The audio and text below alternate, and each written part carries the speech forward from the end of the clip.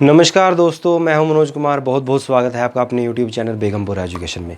तो आज हम बात करेंगे आखिरकार इंडियन पॉलिटी का अर्थ क्या होता है और संविधान आखिरकार कहते किसे हैं और संविधान का अर्थ क्या है।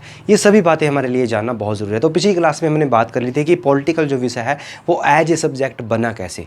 ठीक है, तो जिसने भी हमारी वो वीडियो नहीं देखा, डिस्क्रिप्शन में आपको नीचे लिंक मिल जाएगा, जरूर से वो वीडियो आप देखें और अपना पॉलिटिकल में बेस क्लियर करिए। तो आज का हमारा टॉपिक रहेगा कि राज्य व्यवस्था का अर्थ क्या है और संविधान का अर्थ क्या है। ये सभी बातें हमारे लिए जानना बहुत ज़रूरी है, क्योंकि दोस्तों हम यदि इंडियन पॉलिटी में अपना बेस क्लियर करना चाहते हैं, हम बिल्कुल जीरो से शुरू करना चाहते हैं, तो हम इन टॉपिकों को यदि इग्नोर कर देते हैं तो आप कभी भी पॉलिटिकल विषय को अच्छी तरह से नहीं समझ पाओगे।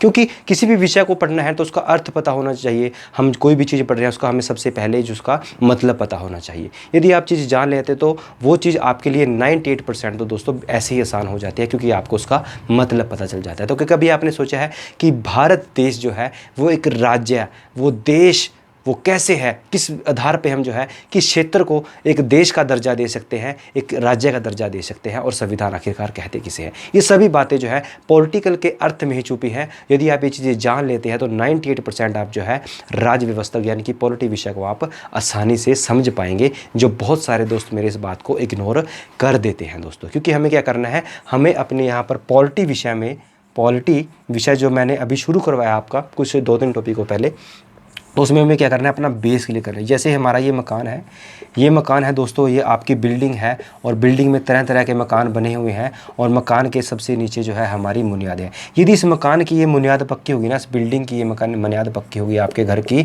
तो कभी भी वो मकान दोस्तों नहीं गिरने वाला है, वो ज़्यादा लाइफ टाइम तक आपका चलेगा। यदि आप उसमें पेंट करवाओ, आप दरवाजे खिड़कियाँ सब कुछ चेंज करवाओ, वाइट वॉश करवाओ, वो सब चलेगा। यदि आपकी उसकी बुनियाद पक्की ना, तो वो मकान वो गिरने ही उसका जो है संभावना ज़्यादा रहती है। और मैं कहूँगा इसी प्रकार जो हमारा पॉलिटी विषय है, जो आपके कुछ 5-7 जो है दोस्तों ऐसे टॉपिक हैं जो आपके लिए समझना बहुत ज़रूरी है, जिससे आपका पॉलिटी विषय में बेस क्लियर हो जाएगा।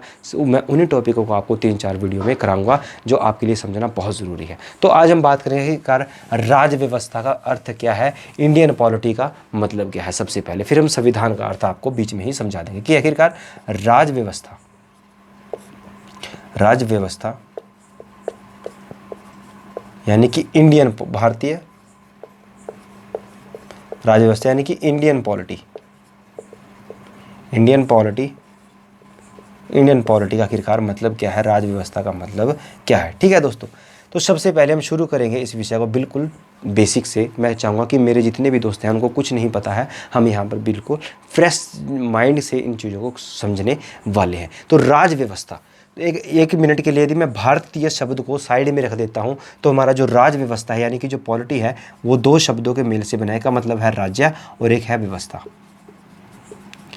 एक का मतलब है राज्य और एक का मतलब व्यवस्था, यानी कि राज्य व्यवस्था जो शब्द है वो 2 शब्दों के मेल से बना है, राज्य और व्यवस्था। यदि आप ये राज्य और व्यवस्था का समझ गए ना दोस्तों मतलब, तो आप राज्य व्यवस्था का समझ बिल्कुल आसानी से समझ जाओगे। तो सबसे पहले हम राज्य के बारे में बात करेंगे। आखिरकार राज्य कहते किसे हैं। आपने बहुत सारे दोस्तों को कहते सुना होगा, राज्य ये होना चाहिए, राज्य होना चाहिए। किसी भी दोस्त से ये पूछ लें आखिरकार राज्य का मतलब क्या है। 1 मिनट के आप भी सोचिए, क्या आपने सोचा कि राज्य का मतलब क्या है।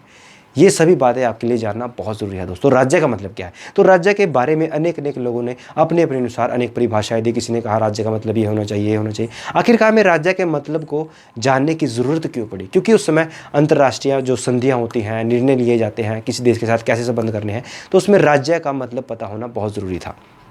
तो अनेक विद्वान अपने अपने अनुसार जो है राज्य के नाम थे। जैसे हमारे घर में कोई बच्चा होता है ना, बच्चों जब होता है तो उसमें उसके अनेक नाम रख दिए जाते हैं। उसकी बुआ उसका अलग नाम रखती है, भाई अलग रखते हैं, चाचा अलग रखते हैं। आप दोस्तों ने भी कभी कोई बच्चे को कुछ नाम दिया होगा, चिंटू मिंटू संटी बंटी, है ना, दीपू, ये रोशन सिंह, रुलदाराम, पता नहीं क्या क्या अनेक नाम दिए रखते हैं बच्चे के। तो उसके बाद क्या होता है, फिर एक जब डॉक्टर पूछता है कि भाई ये मुझे तो एक नाम बताओ, क्योंकि मैंने इसका जन्म प्रमाण पत्र बनाना है, मैंने इसका बर्थ सर्टिफिकेट बनाना है। तो आप एक नाम बताते हैं, फिर वो उसका नाम बर्थ सर्टिफिकेट में चढ़ा दिया जाता है, फिर उसका जो है बर्थ सर्टिफिकेट बन जाता है। तो एक नाम जानना हमारे लिए बहुत ज़रूरी है। तो इसी प्रकार जो है हमारे लिए राज्य का मतलब जानना बहुत ज़रूरी था, क्योंकि उस समय अंतर्राष्ट्रीय शांति समझौते जो भी करने पड़ते थे उसमें। तो क्या होता है दोस्तों, 1933 से पहले अनेक विद्वान अपने अपने अनुसार जो है राज्य का मतलब निकाल रहे थे। तो उन्होंने सभी से कहा कि देखो भाई, हम एक मीटिंग करते हैं, सभी देशों के प्रधानमंत्री, बड़े बड़े विद्वान, कि हम वहाँ पर आएंगे और राज्य का मतलब निकालेंगे, आखिरकार राज्य कहते किसे हैं। तो क्या होता है दोस्तों, 1933 में क्या होता है, 1933 में एक मॉन्टेविडियो कन्वेंशन का आयोजन किया जाता है। मॉन्टेविडियो कुछ भी डरना नहीं है दोस्तों, मैं हर एक चीज़ आपको यहाँ पर मतलब कि आखिरकार किसी चीज़ का जो मैं लिख रहा हूँ, शब्द बोल रहा हूँ, उनका अर्थ क्या है। मॉन्टेविडियो कन्वेंशन, मॉन्टेविडियो कन्वेंशन दोस्तों, मॉन्टेविडियो कन्वेंशन क्या है, एक सम्मेलन है। ये कहाँ की है मॉन्टेविडियो कन्वेंशन का आखिरकार मतलब क्या है। मॉन्टेविडियो क्या है दोस्तों, एक हमारा है दक्षिण अमेरिका, ये मैंने आपको बताया था ना जब मैंने वर्ल्ड मैप को थोड़ा सा करवाया था, ठीक है, तो मैंने आपको बताया उसमें दक्षिण अमेरिका हमारा कहाँ पड़ता है। जिसको नहीं पता है दोस्तों गूगल पे सर्च कर लिया कि दक्षिण अमेरिका कहाँ पर पड़ता है। यदि मैं आपको ये चीज़ें भी या फिर कराने लग जाऊँ तो हमारा टॉपिक से कुछ हटके हो जाएगा, फिर वो थोड़ा जियोग्राफी का मुद्दा छिड़ जाएगा, ठीक है। तो दक्षिण अमेरिका का एक देश है जिसका नाम है अरगवे, और अरगवे की क्या है दोस्तों, राजधानी है, राजधानी क्या, मॉन्टेविडियो, ठीक है। मॉन्टेविडियो किसकी राजधानी है, अरगवे देश की। जैसे हमारा पर एशिया में क्या पड़ता है, एशिया के दक्षिण में पड़ता है हमारा भारत, और भारत की राजधानी है दिल्ली। तो इसी प्रकार हमारे दक्षिण अमेरिका में देश पड़ता है अरगवे, और अरगवे की राजधानी है मॉन्टेविडियो। तो मॉन्टेविडियो में क्या है, एक जगह का नाम है, और वहाँ पर 1933 में क्या किया जाता है, एक सम्मेलन किया जाता है। तो ऐसे एग्जाम में पूछ ले कि मॉन्टेविडियो कन्वेंशन का संबंध किससे है, तो वो है हमारा 1933 के एक सम्मेलन से, जहाँ पर जो बातें होती हैं वो हम भी डिस्कस करने वाले हैं। तो सबसे पहले क्या होता है यहाँ पर, राज्य की यानी कि यहाँ पर राष्ट्रपति, अमेरिका के राष्ट्रपति, अमेरिका के फलाने देश के जो भी उस समय राज्य सरकारों के मंत्री थे, पीएम थे, राष्ट्रपति थे, तो इस जो है मीटिंग में आते हैं, यानी कि विद्वान आते हैं। तो वहाँ पर चर्चा विचार चलती है कि आखिरकार राज्य का मतलब क्या होना चाहिए, हम किस क्षेत्र को किस आधार पर जो है हम राज्य कह सकते हैं, ठीक है। ये सभी बातें यहाँ पर डिस्कस हो रही थी। तो वहाँ पर 4 तत्व निकल के सामने आते हैं जो हमारे लिए राज्य की परिभाषा जानने के लिए बहुत ज़्यादा आपको हेल्पफुल रहेंगे। तो उन्होंने कहा कि जिस क्षेत्र के पास क्या होना चाहिए, क्षेत्रफल होना चाहिए, क्षेत्रफल, यानी कि उस क्षेत्रफल के पास, उस जगह के पास जो हमारा क्षेत्र है जिसको हम राज्य कहने, उसके पास भूमि तो होनी पड़ेगी ना भाई। तो भूमि पर ही तो घर बनेंगे, मकान बनेंगे, जनता रहेगी, पशु रहेंगे, खाने को उगेगा। तो सबसे पहले उसके पास क्या होना चाहिए, उसके पास एक, उस क्षेत्र के पास क्या होना चाहिए, उस क्षेत्र के पास एक क्षेत्रफल होना चाहिए। समुद्र में तो नहीं घर बनाएंगे ना वो सभी बात, वो सभी क्षेत्रफल जिसको हम राज्य कहेंगे, तो उसके पास क्या होना चाहिए, उसके पास एक क्षेत्रफल होना चाहिए। क्षेत्रफल, ठीक है। और दूसरी जो बात है, वहाँ क्या होना चाहिए, वहाँ पर होनी चाहिए जनसंख्या।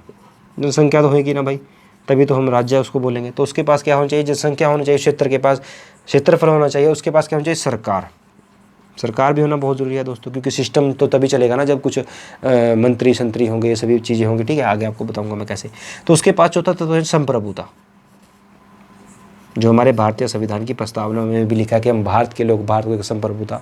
ये मैंने आपको टॉपिक करा दिया है प्रस्तावना का दोस्तों। यदि आपको चीज़ प्रस्तावना को चीज़ समझना चाहते हैं तो आपको हमारे चैनल पर ये वीडियो मिल जाएगी, आप जब मर्जी इसको देख सकते हैं। तो राज्य का मतलब क्या है, ठीक है। तो 1933 में वहाँ पर मॉन्टेविडियो कन्वेंशन किया जाता है। वहाँ पर राज्य के 4 तत्वों के आधार पर हम जो है किसी भी क्षेत्र को राज्य घोषित कर सकते हैं, यानी कि किसी भी क्षेत्र को हम 4 तत्वों के आधार पर राज्य कह सकते हैं। तो वो कौन कौन से तत्व हैं कि जिस क्षेत्र के पास अपना क्षेत्रफल होगा, जनसंख्या होगी, सरकार होगी, संप्रभुता होगी, तो उस क्षेत्र को हम जो है राज्य कह सकते हैं। इसी सेम चीज़ को हम भारत में अप्लाई करते हैं। क्या भारत एक राज्य है या नहीं है, ये बात आज आपको पता चल जाएगी। कैसे पता चल जाएगी, इस चीज़ को हम यहाँ पर समझते हैं, ठीक है। हमारा भारत प्यारा देश, हम भारत पर इस फॉर्मूले को अप्लाई करके देखते हैं। क्या भारत के पास क्षेत्रफल है? जी हाँ दोस्तों, बिल्कुल है। हमारे पास 32.8 लाख वर्ग किलोमीटर जो है हमारा क्या है, क्षेत्रफल है, ठीक है। हमारे पास जनसंख्या है, जनसंख्या भाई भर भर के जनसंख्या है, कितनी है आज के टाइम में अगर मैं बात करूँ तो लगभग हमारी 130 करोड़ के पार जो है हमारी जनसंख्या, ठीक है। 130 करोड़ के पार लगभग, ठीक है। 130 करोड़ के पार है, कोई अच्छी बात नहीं है दोस्तों, भर भर के जनसंख्या हमारे पास। इससे हमारी ये बात भी बढ़ रही है, शायद आने वाले टाइम में हम चाइना को भी पीछे छोड़ जाएंगे जो फर्स्ट नंबर पे है, ठीक है। तो हमारे पास क्षेत्रफल है, हमारे पास जनसंख्या, क्या है हमारे पास, सरकार है। जी हाँ दोस्तों, आज के टाइम में हमारे पास क्या है, सरकार भी है। तो सेंट्रल गवर्नमेंट में किसकी सरकार है दोस्तों, बीजेपी की सरकार है। हमारे प्रधानमंत्री जी यहाँ के जो नरेंद्र मोदी यहाँ के प्रधानमंत्री है। अभी ये मत कह देना कि मैं तो भी बीजेपी का बंदा हूँ, बीजेपी की बात कर रहा हूँ, नहीं दोस्तों, ये मैं चीज़ें आपको सिर्फ समझाने के लिए बता रहा हूँ, क्योंकि आज के टाइम में वाकई में ही जो है हमारे नरेंद्र मोदी जी की सरकार है, ठीक है दोस्तों। हमारे पास क्या हमारे पास संप्रभुता है? जी हाँ दोस्तों, हमारे पास संप्रभुता बिल्कुल है। हमारे भारतीय जो है संविधान 1950 में लागू हुआ था, 26 जनवरी 1950 को, उसमें हमारे देश को संप्रभुता घोषित कर दिया गया था। आखिरकार संप्रभुता का मतलब क्या है? संप्रभुता का मतलब दोस्तों एक बहुत बड़ा मीनिंग है इसका, मतलब छोटा सा शब्द है इसका, लेकिन इसका अर्थ बड़ा, इसमें शक्ति बहुत बड़ी है, इसके अर्थ में शक्ति बहुत बड़ी है। इसका अर्थ क्या है? निर्णय लेने की स्वतंत्रता, निर्णय लेने की स्वतंत्रता, निर्णय लेने की स्वतंत्रता, यानी कि हम अपने यदि आंतरिक और निर्णय लेने की स्वतंत्रता से मतलब क्या है, अपने आंतरिक और बाहरी निर्णय लेने की स्वतंत्रता। कैसे? जैसे हमारा आज का भारत देश है, यदि हमने पाकिस्तान के पास कि कौन सी आर्मी लगानी है, कितनी लगानी है, केरल में कितनी आर्मी भेजनी है, ठीक है, कब हमें लॉकडाउन लगाना है, किस राज्य को कितना पैसा देना है, कहाँ पर अपनी मीटिंग करनी है, किस राज्य में कौन सी स्वास्थ्य हॉस्पिटल का निर्माण करवाना है, कहाँ पर कौन सी शिक्षा पद्धति लागू करनी है, किस राज्य में, ये सभी हमारे आंतरिक निर्णय हैं दोस्तों। क्या है, क्या जब भी जो है सरकार ने अपनी आर्मी लगाना चाहिए पाकिस्तान के बॉर्डर के पास, चाइना के बॉर्डर के पास, या कोई हमारे देश के अंदर के जो भी और निर्णय है, क्या कभी हमने पूछा है चाइना से जाकर के हमें क्या करना है क्या नहीं करना है? क्या कभी हमने अमेरिका से पूछा है, श्रीलंका से पूछा है, नेपाल से पूछा है, क्या हमने पूछा है कभी बर्मा से पूछा है? नहीं दोस्तों। क्या हमने हमें किसी देश से पूछा है? नहीं दोस्तों। ये हमारे आंतरिक निर्णय है और यहाँ की सरकारें हमारे आंतरिक निर्णय खुद लेती हैं। इसी प्रकार हमारे कुछ होते हैं बाहरी निर्णय, यानी कि हमें जैसे हम पाकिस्तान के साथ व्यापार करना है नहीं करना है, श्रीलंका के साथ हमने व्यापार करना है नहीं करना है, तो दोस्तों ये हमारे खुद के, हमारे यहाँ की सरकारें ये चीज़ें खुद डिसाइड करती है। हमें अमेरिका से नहीं पूछना पड़ता, हमें ऑस्ट्रेलिया से नहीं पूछना पड़ता, हमें किसी भी दूसरे देश से ये चीज़ें नहीं पूछना पड़ती। तो हमारे यहाँ की जहाँ की सरकार अपने आंतरिक और बाहरी निर्णय लेने में संप्रभुता हो, स्वतंत्रता हो, तो उस देश को हम क्या करेंगे, उस देश को, उस क्षेत्र को क्या कहेंगे, संप्रभुता, यानी कि वहाँ के निर्णय वो आंतरिक और बाहरी खुद लेते हैं। तो राज्य के प्रमुख तत्व कौन कौन से हैं? वहाँ के पास क्षेत्रफल है, जनसंख्या है, सरकार है, संप्रभुता है। क्या भारत देश के पास ये सभी चीज़ें हैं दोस्तों?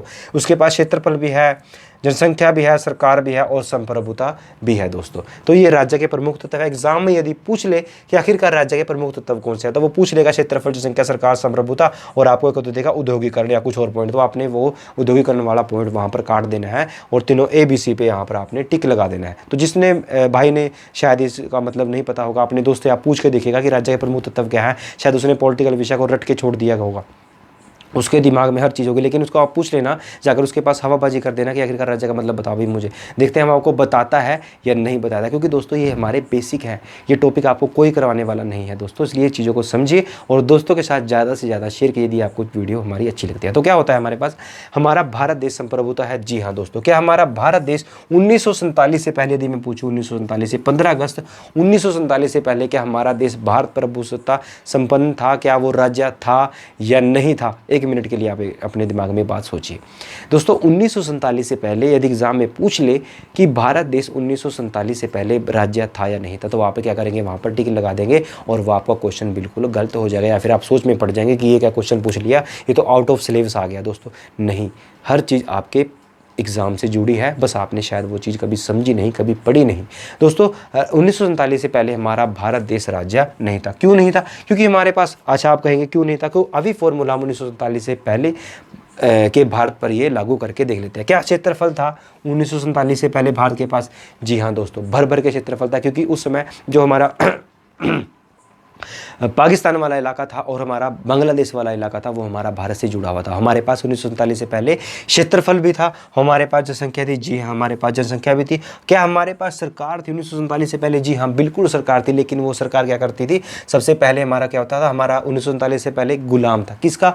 जो हमारा भारत देश हम गुलाम कहते हैं, वो था अंग्रेजों का। तो हमारा ब्रिटेन का, जैसे हमारे पास ब्रिटेन की क्या थी, महारानी, ब्रिटेन की जो महारानी थी, महाराजा थे, उनके अंडर होती थी वहाँ की संसद, और संसद के अंदर होता हमारा एक पद भारत सचिव। भारत सचिव का नाम था, ये मैंने आपको जब हमारे हिस्ट्री के टॉपिक्स डिस्कस किए थे उसमें मैंने बात करी थी 1857 की क्रांति। 1857 की क्रांति के बाद जो है क्या होता है, बहुत बड़ा चेंज आता है भारतीय प्रशासन के अंदर। उसमें वहाँ की जो भारत की जो नीतियाँ थी है, वो खुद जो है वहाँ की ब्रिटेन की संसद बनाती है, और वहाँ पर एक पद नियुक्त किया जाता है भारत सचिव का। भारत सचिव यानी कि वहाँ पर एक मंत्री टाइप का व्यक्ति होता है जो वहाँ के विदेशी निर्णय देखता है, और उसको भारत की कमान दे दी जाती है। वो भारत के संबंध में नियम कानून बनाता है, और उसके अंदर कौन काम करेगा, यहाँ का भारत का वायसराय, और भारत के वायसराय के अंदर कौन काम करेगी, यहाँ की सरकारें।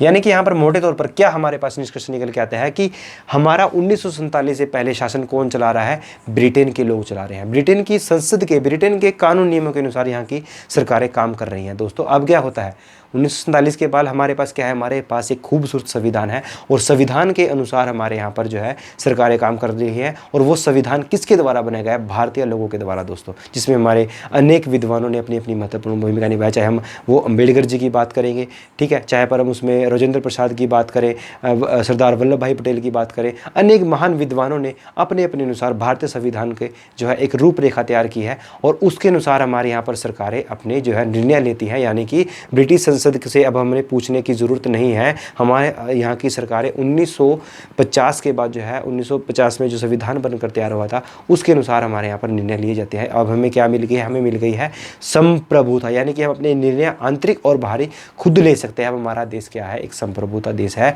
1947 से पहले हमारा देश संप्रभुत्व नहीं था दोस्तों, नहीं था, ठीक है। तो माने क्या पर जान लिया, अब हमने राज्य का मतलब जान लिया, अब हमें जानना है व्यवस्था का मतलब। क्वेश्चन कैसे बनेंगे, सबसे पहले आपको हमेशा कभी नहीं बोलना चाहिए कोई आपको आधी रात बिठाकर पूछ ले कि भाई हमें राज्य के प्रमुख तत्व बताओ क्या होते हैं, या फिर वो पूछ लेगा कि राज्य का मतलब क्या होता है। तो राज्य के प्रमुख तत्व होते हैं हमारे क्षेत्रफल, जनसंख्या, सरकार, संप्रभुता, जिसके बारे में मैंने आपको बता दिया है। और 1933 मॉन्टेविडियो कन्वेंशन का संबंध किससे है, तो वो है हमारा राज्य की परिभाषा से, ठीक है। एग्जाम में 3-4 क्वेश्चन यदि भी आपसे बने तो आपने ज़रूर से भाई, उम्मीद रखूंगा मैं आपसे कि आप इनको कभी भी गलत नहीं करोगे और अपने दोस्तों को भी ये बातें आप बताओगे हमारी वीडियो के माध्यम से शेयर करके, ठीक है। ये मेरी पूरी आपसे आशा रहेगी।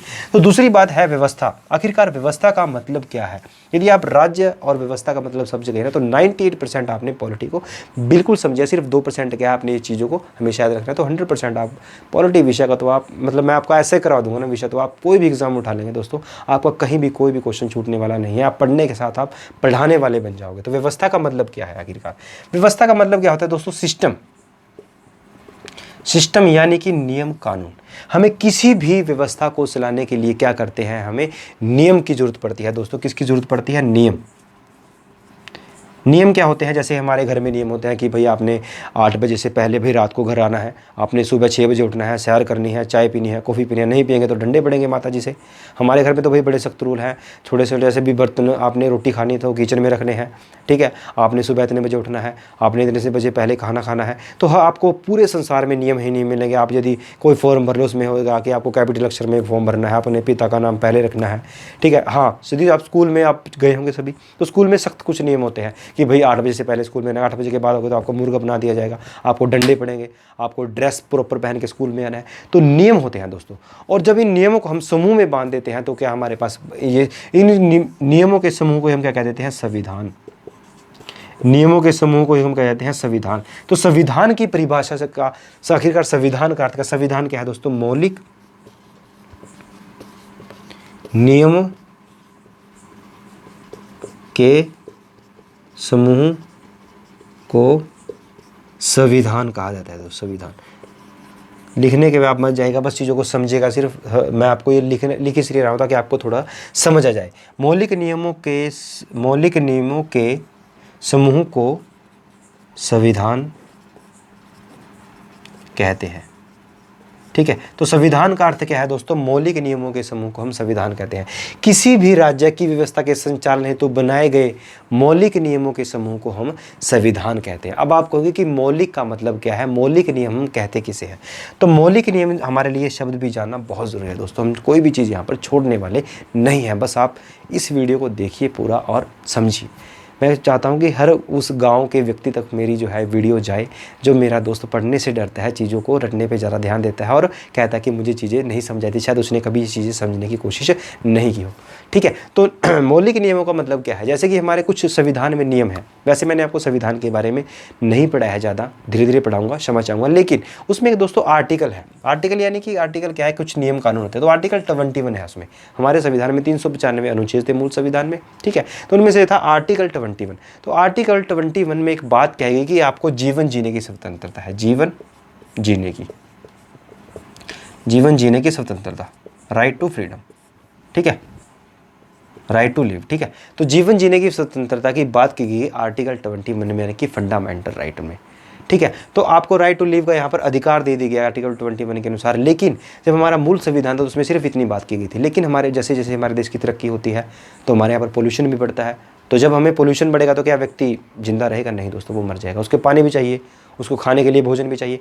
तो आर्टिकल 21 में धीरे धीरे जो है कुछ हमारे सैकड़ों जो है बातें जोड़ दी जाती है कि इसमें जो है हमारे स्वच्छ वातावरण का हमें अधिकार दे दिया गया है, हमें जो है पीने का अधिकार दे दिया गया है, पानी पीने का अधिकार दे दिया गया है, और इसी प्रकार से जो है हमें जो है खाने का अधिकार दे दिया गया है, शिक्षा का अधिकार दे दिया गया है। तो इसी प्रकार हमारे संविधान में कुछ नियम हैं और उन्हीं नियमों में सरकारें यहाँ पर फेरबदल करके उसमें कुछ चीज़ें जोड़ करके कुछ घटा करके नियम बनाती रहती है, क्योंकि हमारे पास क्या है, मौलिक नियम है और इन मौलिक नियमों के अनुसार सरकार को संदेश दिए जाते हैं कि आप भाई इस अनुसार कानून बनाओ ताकि जनता की भलाई हो सके। तो मौलिक नियम यही होते हैं दोस्तों।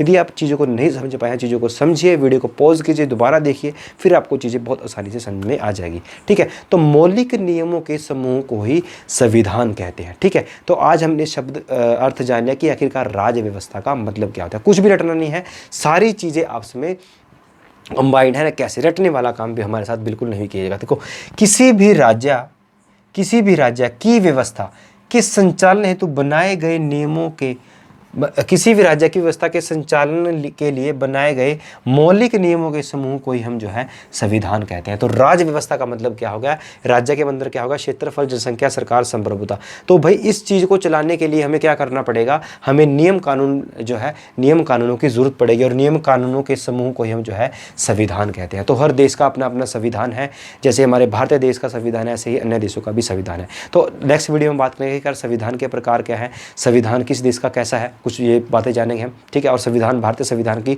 विशेषताएं क्या है, खूबसूरती क्या है। ठीक है, आने वाले टॉपिक हमारे कुछ बेसिक जो है चीज़ें रहेंगी जो आपके लिए जानना बहुत ज़रूरी है। तो आज हमने जान लिया आखिरकार इंडियन पॉलिटी का मतलब क्या है, राज्य व्यवस्था का मतलब क्या है दोस्तों।